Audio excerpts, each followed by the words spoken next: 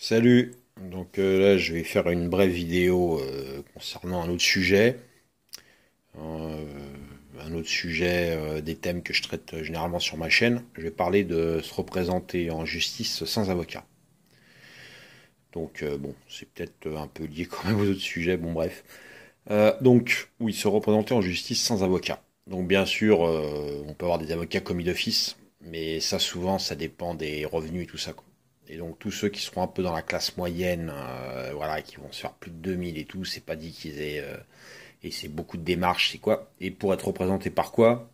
Parce que les avocats, excusez-moi, hein, on n'est pas face à des ingénieurs, on n'est pas face à des chirurgiens, on n'est pas face à des personnes à vraiment fort QI, hein. Pour moi, avocat, c'est un peu comme un dentiste, hein. C'est bon, c'est une profession, bon. Et donc voilà, pour des histoires un peu mineures, des histoires de droit commun, du droit à la famille, des histoires de permis de conduire, des coups et blessures pour des mecs qui ont ramassé moins de 7 jours d'ITT, tout ça, si vous n'avez pas l'antécédent, que vous risquez que dalle, franchement, il est préférable de se présenter sans avocat. Pourquoi? Parce que votre dossier, il est en vous. Il est en vous. Vous n'allez pas devoir énumérer les faits à un escroc qui n'en a rien à faire si ce n'est de se faire bien voir des juges. Voilà, hein, c'est vraiment, bon, moi dans mon cadre personnel, là, ça fait au moins 5 audiences que je me présente sans avocat. Hein, des histoires de permis de conduire, des histoires de droit à la famille, j'ai tout gagné. J'ai ramassé l'audience, j'ai ramassé la garde de ma fille au tribunal aux affaires familiales. Et donc voilà, je voulais faire partager un peu mon expérience. Surtout qu'à chaque fois que je sors d'une audience, quoi, où je vois que je me suis bien débrouillé, où les jugements me donnent, voilà, où je marque des points, ça me galvanise et vraiment, voilà, j'ai un œil sur le milieu judiciaire, un œil qui pourrait paraître primaire, hein. Et franchement, il n'y a pas grand-chose à savoir. Si vous savez un peu vous exprimer, que vous connaissez votre dossier, que voilà, que vous avez vos facultés, vous n'avez pas besoin d'avocat. Je le dis très franchement. Il y a quoi? Il y a il y a deux, trois trucs à savoir, rien de plus. Si vous avez de la verve, que vous êtes courageux, personne ne vous représentera mieux que vous-même. Sur les choses à savoir. Alors c'est valable pour à peu près tout. Bon, en général, quand il y a une partie adverse, hein, c'est en général dans les conflits familiaux et tout. Ce qu'il faut savoir, c'est qu'il va y avoir des pièces qui vont être produites contre vous. Ces pièces, la partie adverse est dans l'obligation de vous les communiquer avant. Dans l'obligation, entre guillemets. Hein, c'est ça si on lit la loi. Et si vous n'avez pas d'avocat, ils vont parier sur le fait que vous ne savez pas ça. Il y a des juges, ils s'embarrassent pas de ça, hein. Ils voient tout le monde arriver, la partie adverse sort les pièces sans les avoir communiquées avant. Et ben dans ce cas-là, vous avez juste à faire obstruction. On ne m'a pas donné les pièces avant. Je refuse l'audience. Je demande à ce qu'on communique les pièces et on refera l'audience quand j'aurai connaissance des pièces. Il peut arriver, hein, moi ça m'est déjà arrivé de prendre les pièces dans la salle d'attente. Bon, quand j'étais certain que j'allais les marbrer parce que voilà, c'était des guignols et ça tenait pas debout. Ouais, je lui ai dit, je prends les pièces maintenant si tu veux. Normalement, ils ont le devoir de les communiquer, mais au moins 3-4 jours avant, que vous puissiez prendre connaissance du dossier. Après, vous, idem. Si vous fournissez des pièces, voilà, il est préférable de les fournir au moins une semaine avant l'audience ou quoi, que l'avocat de la partie adverse ne puisse pas dire qu'il n'a pas eu le temps d'en prendre connaissance. Et par rapport à ça, et ça c'est une excellente technique, parce que souvent on va vous prendre pour un con. Hein, on va vous voir, l'autre, oh, c'est un smicard, il n'y connaît rien, il n'a pas d'avocat, on va le manger. Et le but, si vous n'avez pas eu connaissance des pièces, c'est de faire repousser l'audience. Parce que si vous faites repousser l'audience, la partie adverse, elle paye l'avocat qu'elle a. Donc si vous faites repousser l'audience, l'avocat, premièrement, ça va le faire chier de revenir. Il va demander une rallonge à la partie adverse, ce qui peut créer un conflit interne dans la partie adverse. Surtout quand vous demandez les pièces, ne les demandez pas par mail, demandez-les bien en recommandé pour bien les faire chier un maximum. Quant au juge, souvent vous allez prendre un avocat commis d'office ou un avocat voilà, peu onéreux, sans talent, voilà, qui veut juste faire sa carrière. Ce mec, il va flipper de parler au juge.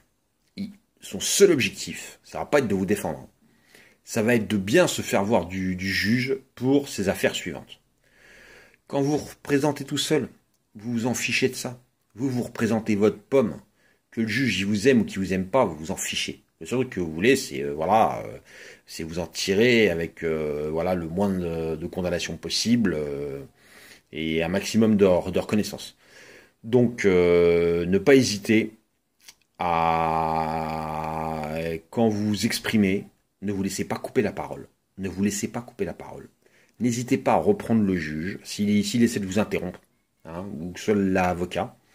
Vous lui dites bien que d'abord vous terminez ce que vous avez à dire, vous essayez de faire quelque chose de construit, vous répétez avant, limite vous regardez devant la glace.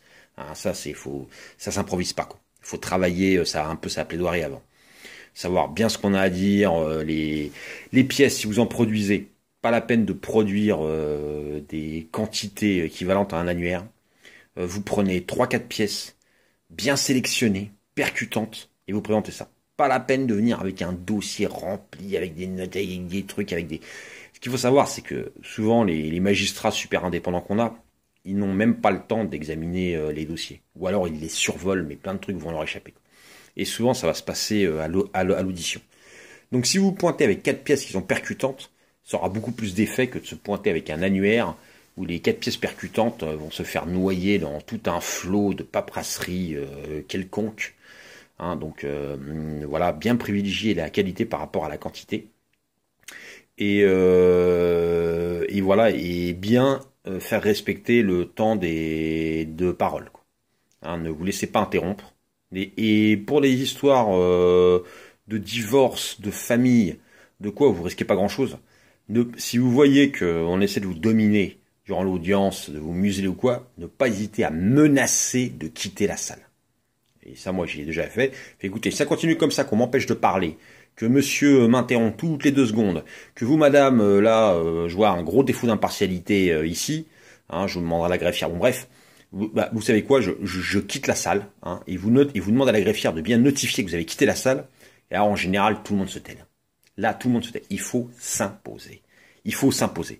Et ça, c'est pas votre avocat commis d'office ou votre avocat à 1000 balles là, qui voilà, hein, qui taille des pipes à tout le monde, qui fera ça.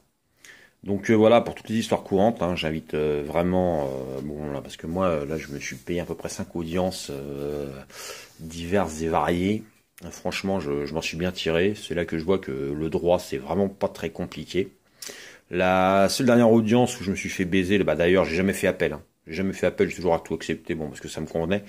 Là, je vais faire appel, parce qu'en fait, à ma dernière audience, erreur que j'ai fait, on m'a fait passer en premier, à 9h.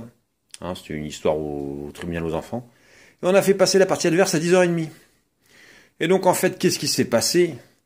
Eh ben, les juges vendus comme ils sont, voilà, ils m'ont interrogé vite fait à 9h. Puis après, ils ont écouté toute la partie adverse à 10h30, qui s'est pointé, oui, avec un conseil, avec un dossier qui montait jusqu'au plafond.